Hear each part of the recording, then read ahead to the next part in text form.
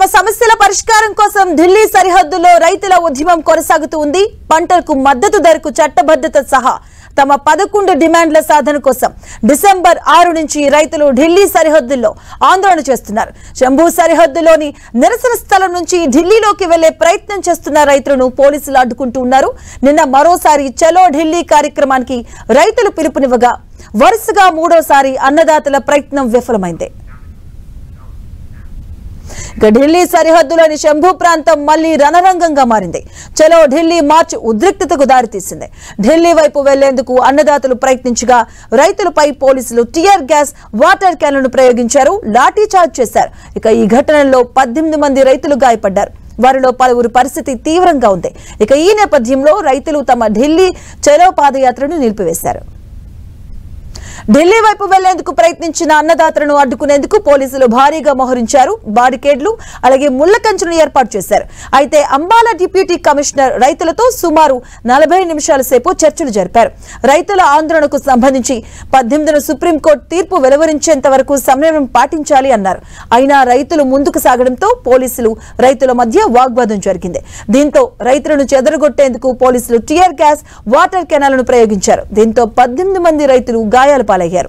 రైతులు తమ సొంత వాహనాల్లోనే క్షతగాత్రులను ఆసుపత్రికి తరలించారు.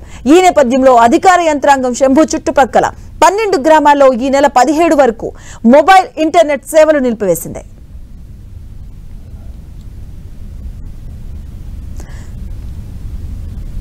రైతుల పట్ల ప్రభుత్వం వ్యవహరిస్తున్న తీరుపై రైతు నేత శర్వన్ సింగ్ ఆగ్రహాన్ని వ్యక్తం చేశారు. ప్రపంచంలోనే 5వ అతిపెద్ద ఆర్థిక వ్యవస్థ కలిగిన భారత ప్రభుత్వం తమ సమస్యల పరిష్కారం కోసం ఆందోళన చేస్తున్న రైతులను బలగాలను ప్రయోగించిందంటూ విమర్శించారు. రైతులపై కెమికల్ వాటర్ ప్రయోగించారంటూ ఆరోపించారు. అంతేకాదు బాష్పవాయు గోళాలు ప్రయోగించారని, బాంబులు విసిరారని మండిపడ్డారు.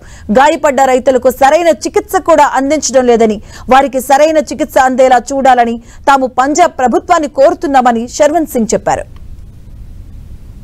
రైతులపై పోలీసుల బల ప్రయోగాన్ని రైతు సంఘం నేత శర్వన్ సింగ్ పందర్ తీవ్రంగా ఖండించారు. తమ కార్యాచరణలో భాగంగా సోమవారం పంజాబ్ మినహా మిగతా చోట్ల ట్రాక్టర్ మార్చ్ ఉంటుందంటూ ప్రకటించారు. 18న మధ్యాహ్నం 12 గంటల నుంచి 3 గంటల వరకు పంజాబ్ లో రైల్ రోకో చేపడతామన్నారు. రైల్ రోకోలో పంజాబీ రైతులంతా పాల్గొని జయప్రదం చేయాలని శర్వన్ సింగ్ కోరారు. ప్రతిపక్షాలు తమ పాత్రను సక్రమంగా నిర్వహించాలి అని సూచించారు.